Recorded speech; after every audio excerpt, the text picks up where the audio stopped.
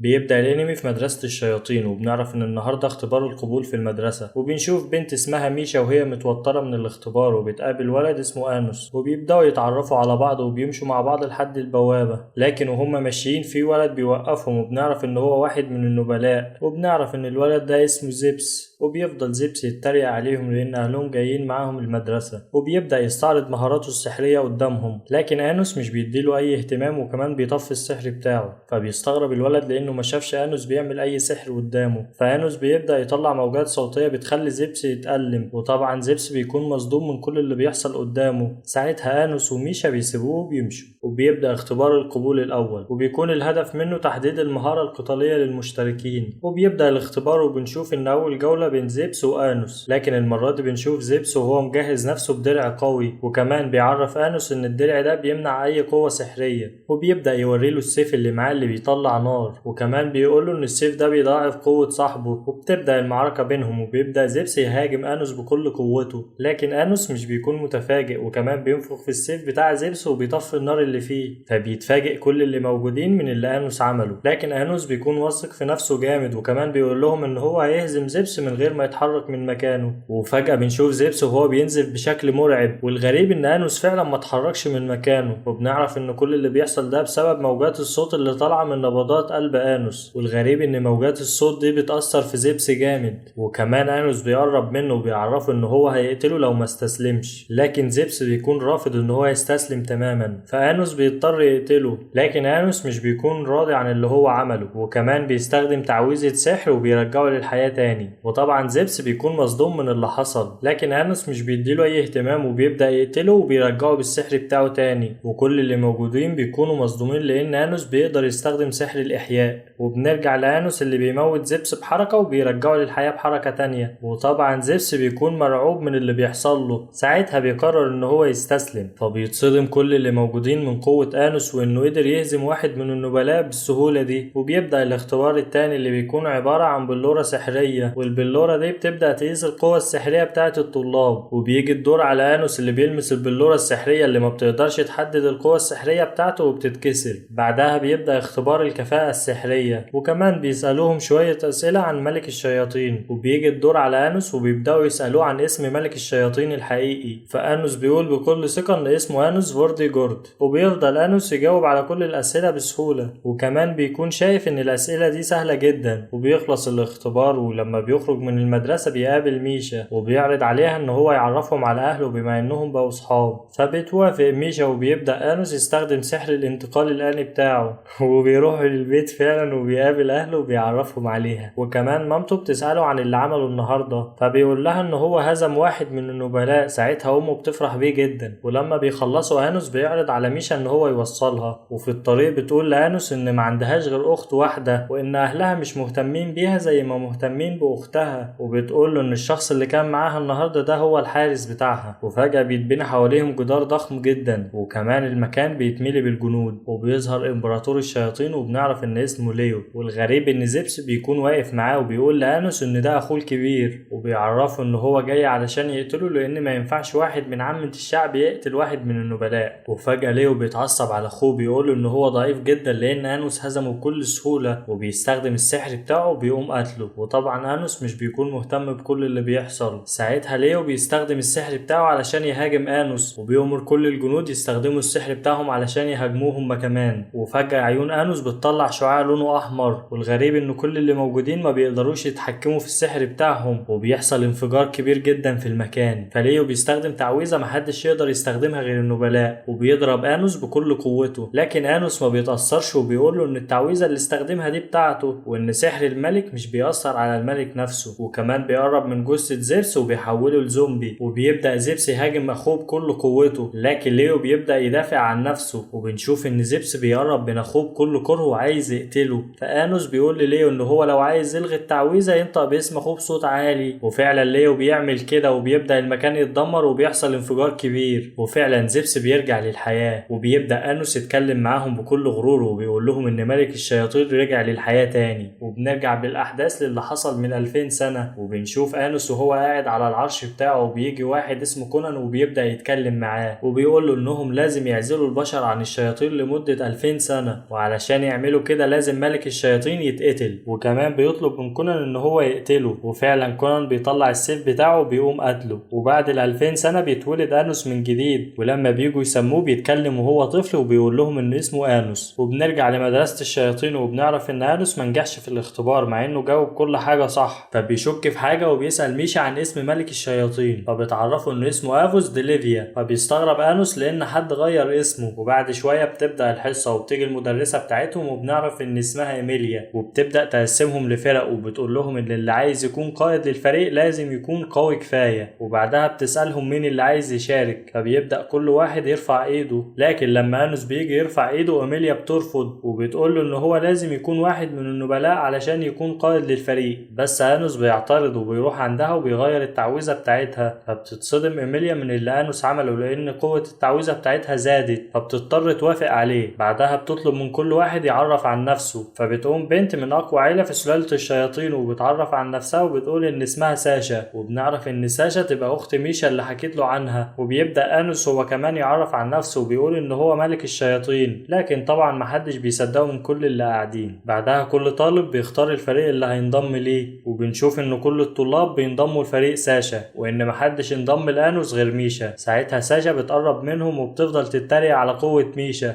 لكن انوس بيتدخل وبيكسفها، فبتتعصب ساشا جدا ولون عينها بيتغير وبتظهر عيون شريرة وبتكسر الجدار وراه. لكن انوس مش بيتأثر وبتتفاجئ ساشا لانه ما حصلوش حاجة، وكمان بيغير عينه هو كمان وبيخوفها وبيقول لها ان عندها قوة سحرية كبيرة وبيعرض عليها تنضم للفريق بتاعه، لكنها بترفض وبتسيبه وبتمشي. وبيخلص اليوم وبنشوف انوس وميشا وهم مروحين مع بعض، وفجأة ساشا بتوقفهم وبتتحداهم في منافسة بين الفريق بتاعها والفريق بتاعهم، وبتقول له لو الفريق بتاعها فاز هينفذ لها اي طلبات هي عايزاها، لكن لو خسروا هي هتنضم للفريق بتاعه. وفعلا انوس بيوافق على الاتفاق ده. وبعد اسبوع بيجي وقت المنافسة بين الفريقين، وبيبدأ كل فريق ياخد مكانه، وكمان ميشا بتعمل 3 مباني ضخمة جدا بالسحر بتاعها، على العكس من فريق ساشا اللي بيكونوا مستخبيين في مبنى وبيراقبوا كل اللي بيحصل. لكن فجأة انوس بيظهر قدامهم وبيتوتروا كلهم، فساشا بتحاول تطمنهم وبتقول لهم ان انوس مش هيقدر يخترق المبنى ده لانه ضد السحر. فبيقرب انوس من القلعة وبيرفعها كلها بايد واحدة وبيرميها بعيد، فبتتعصب ساشا وبتقرر انها تستخدم اقوى تعويذة عندها، وفعلا بتبدأ تستخدم السحر بتاعه وبتعمل دبابة كبيرة جدا وبتضرب نار بقوة كبيرة. لكن انوس بيصد التعويذة دي كلها بتعويذة صغيرة جدا، وكمان التعويذة دي بتدمر كل الدروع اللي هم عاملينها وبيهزمهم. وطبعا ساشا والفريق بتاعها بيخسر، ولما ميشا بتقرب منها علشان تساعدها بترفض مساعدتها، فانوس بيقول لها انها خسرت التحدي ولازم تنضم للفريق بتاعه، فبتضطر ساشا توافق لانها خسرت. وبنشوف انوس وهو عازم الاختين وبيحاول يقربهم من بعض، وبعد ما بيمشوا بيتكلموا مع بعض وبيحلوا كل الخلافات اللي بينهم.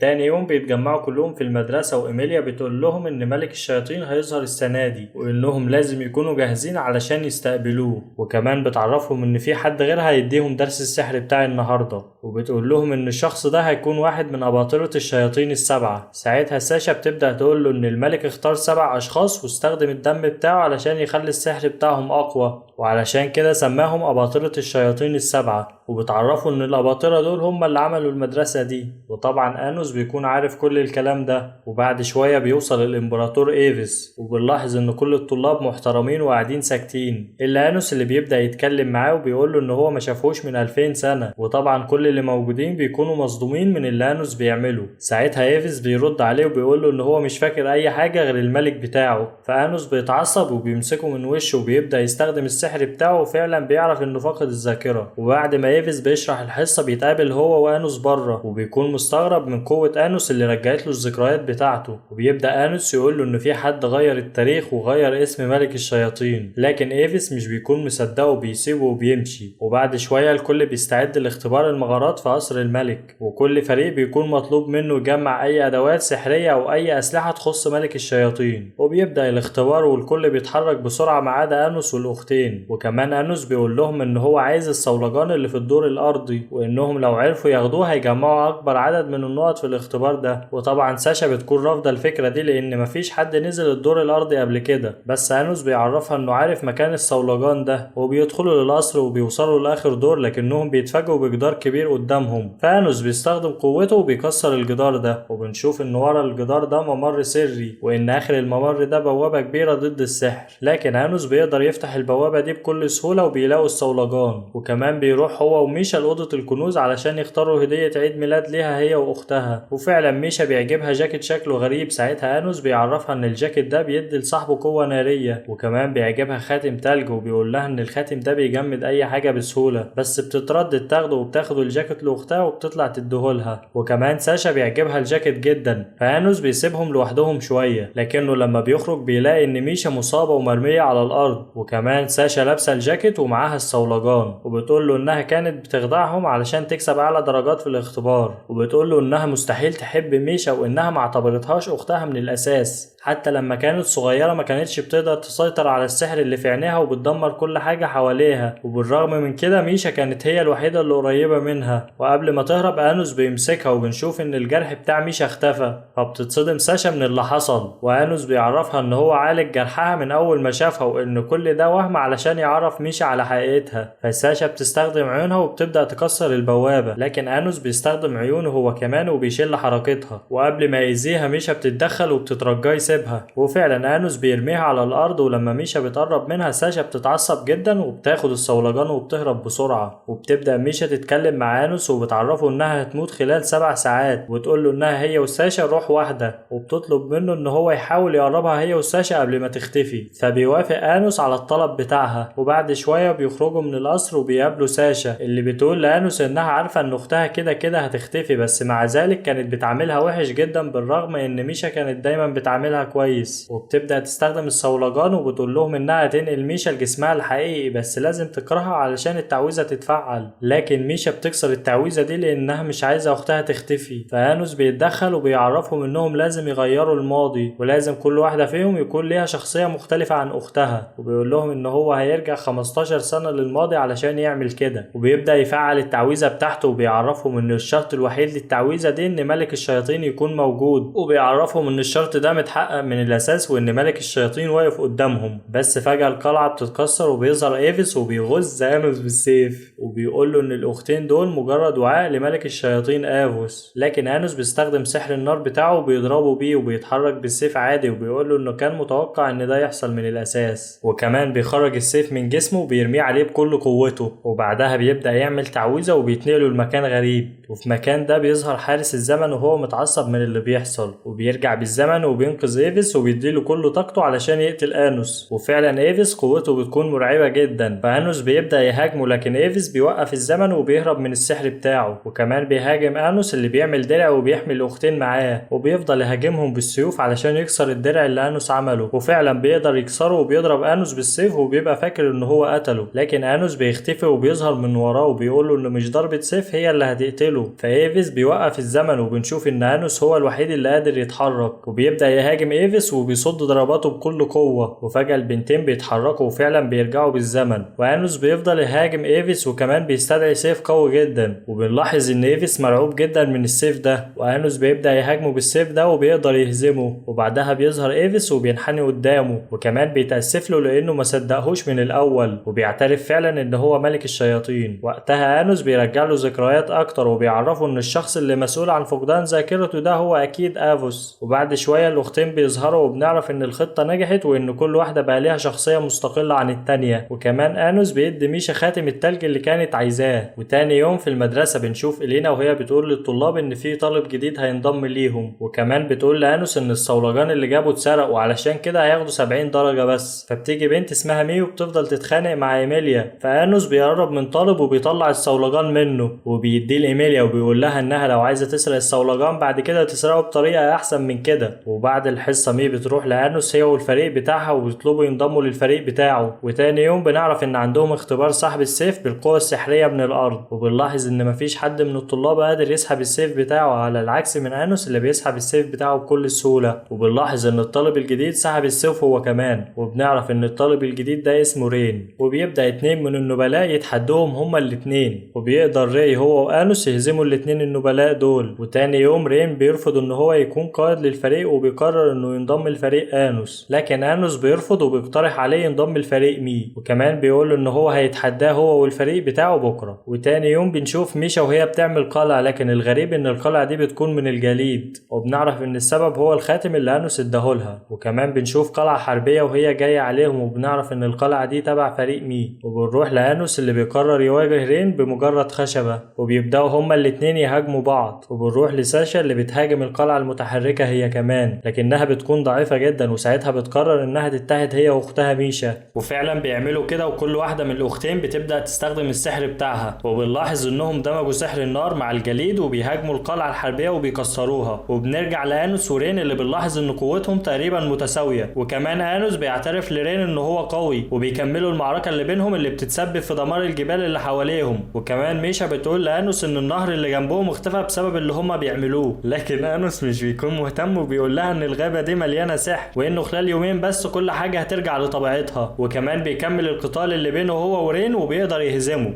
وبعد كل ده انوس بيوافق ان رين ينضم للفريق بتاعه، فرين بيستغرب لانه ما قدرش يهزمه، لكن انوس بيعرفه ان هو قوي جدا، وكمان بيقول له ان هو ما قابلش حد في قوته من 2000 سنة. فرين بيشكره على كلامه ده، وانه وافق ان هو ينضم للفريق بتاعه. وتاني يوم في المدرسة ايميليا بتعرف الطلاب ان في مسابقة قربت، والمسابقة دي بتكون عبارة عن مبارزة بالسيوف بين اقوى ناس في المملكة، وبنعرف ان هي رشحت رين وانوس في المسابقة دي. وبعد الحصة انوس بيتكلم مع رين وبيقول له ان هو شاكك في ايميليا، لكن مي بتيجي تقاطعهم وبتقول لانوس اللي الامبراطور عايز يشوفه، فبيوافق انوس وبيروحوا للمكان اللي الامبراطور فيه. ولما بيدخلوا للاوضه الامبراطور بيتصدم لما بيشوف انوس وبيفضل يعيط وبينحني قدامه، وبيبدا يتكلم مع انوس وبيعرفه ان في حد مسح الذاكره بتاعته هو وايفيس، لكنه اول ما شافه الذاكره بتاعته رجعت له. وبيحكي له ان هو لما ضحى بحياته علشان يبني الجدار العازل لقى نفسه في غابه ومغمى عليه، وانه اول ما فاق ما كانش فاكر اي حاجه، وقابل الجدار العازل اللي انوس كان بناه، واخد 100 سنه عشان يجمع قوه سحريه ويقدر يعدي من الجدار ده. ولما وصل للمملكه عرف ان هم غيروا اسم ملك الشياطين، فانوس بيساله عن المسابقه وبيقول له مين اللي رشحه للمسابقه دي، فالامبراطور بيعرفه ان حد من النبلاء هو اللي رشحه، وبيطلب منه ينسحب علشان ملك الشياطين المزيف ممكن يظهر قدامه. وبعد شويه بنشوف انوس وميشا وهما ماشيين في المملكه، وبيدخلوا المكان مليان بالنماذج السحريه المصغره، وكمان ميشا بتقول له ان المكان ده هو المكان المفضل ليها، وبنعرف ان هي اللي صنع كل التحف السحريه دي، وبتشرح له ان التحف السحريه دي كل ما كانت صغيره وفيها تفاصيل اكتر بيبقى ثمنها اغلى، لكنها مش بتاخد اي فلوس علشان تساعد صاحبه المكان. وبتبدا توريله ازاي يقدر يصنع نموذج سحري زيها، وبتصنع نموذج سحري ليهم وهما متجمعين. فانوس بيقول لها ان هو هيعمل نموذج سحري ما اتكررش قبل كده، وبيبدا يستخدم السحر بتاعه وبيصنع نموذج للمملكه كلها. وبتدخل صاحبه المكان وبتتصدم من النموذج اللي انوس عامله، وبتقول له ان النموذج ده من احسن النماذج اللي اتعملت للمملكه، وبيستخدم السحر بتاعه وبيحول النموذج ده لخاتم وبيديه لميشا. وميشا بتشكره وبتقول له ان دي احسن هديه جات لها. وبيدخلوا المطعم وبتقرب قطه منهم، وبنعرف ان القطه دي هي ايفيس اللي بيبدا يتكلم معاه وبيقول له ان الامبراطور ملوش دخل في المسابقه دي، وان في شخص تاني هو اللي رشحه ومحدش يعرف مين الشخص ده. فانوس بيطلب منه ان هو يكمل التحقيقات في موضوع المسابقه. وبعد شويه بنشوف انوس هو وميشا قدام المستشفى وبيقابلوا رين، ورين بيقول لهم ان امه مريضه في المستشفى دي، فانوس بيقول له ان هو يقدر يساعد مامته، لكن رين بيكون متوتر وبيرفض العرض ده. فانوس بيستغرب وكمان بيقول له ان هو مش هيشارك في المسابقه، لكن رين مش بيكون مهتم وبيسيبهم وبيمشي. فانوس هو وميشا بيلاحظوا ان هو متغير، ساعتها انوس بيقول لها ان هو هيخلي ايفيس يراقبه. وتاني يوم ايفيس بيقابل انوس وبيقول له ان في شخصين هم اللي ورا المسابقه دي، وان اساميهم جيوس وايدور، وانهم اكيد مجهزين له فخ، وبيطلب منه ان هو يخلي باله من نفسه. وكمان بيقول له ان مامة رين مريضه بمرض نادر جدا، ولما بيقول لانوس اسمه انوس ما بيبقاش عارف المرض ده، وبيقول له ان المرض ده ما كانش موجود من 2000 سنه، فبيشكر ايفيس وبيمشي. ويوم المسابقه بنشوف شخص وهو داخل الحلبه وكل الناس بترحب بيه، وبنعرف ان الشخص ده اسمه لودي الاخو ايميليا، وكمان واحد من اقوى السيافين في المملكه ان ما كانش اقواهم. وبيجي الدور على انوس اللي بينادوا على اسمه لكنه ما بيظهرش، وبيبدا كل اللي موجودين يتريقوا عليه وبيقولوا ان هو هرب من المكان، لكن مامته بتتدخل وبتفضل تدافع عنه. وبنشوف انوس وهو مستنى حاجه في الممر، وفجاه بيجي باباه وبيديله سيف وبيعرفه ان السيف ده هو اللي صنعه له بايده. فانوس بيفرح لما بيعرف ان باباه هو اللي صنع له السيف ده، وكمان بيقرر ان هو يكسب في المسابقه دي. وبيدخل للحلبه وبنشوف لودل وهو قاعد بيتريق عليه، فانوس بيحرك السيف بتاعه بكل ثقه وبيبدا التحدي بينهم. عليهم. تفتكر ايه اللي ممكن يحصل بين ملك الشياطين واقوى سياف في المملكة؟ وايه هي حكاية ملك الشياطين اللي انتحل شخصية انوس؟ كل ده هنعرفه في الجزء الثاني من الملخص. ما تنساش تدعمنا بلايك وتشترك في القناة علشان تشوف الملخص الجاي. وبس كده.